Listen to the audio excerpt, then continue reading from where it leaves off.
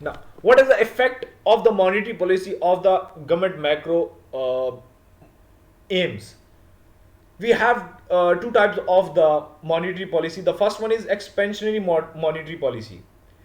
Expansionary monetary policy is where the government increase the money supply and cutting interest rate.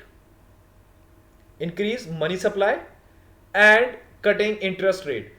Low interest rate will mean more people will resort to spending rather than saving, and business will invest more as they will have to pay lower interest on their borrowings.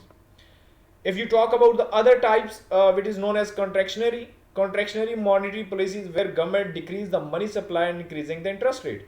When you will increase the interest rate, people will resort to save rather than spending, and business will be reluctant to invest as they will have to pay high interest on their borrowings. Like at the moment, you can say in Pakistan, it's all about the contractionary monetary policies is or working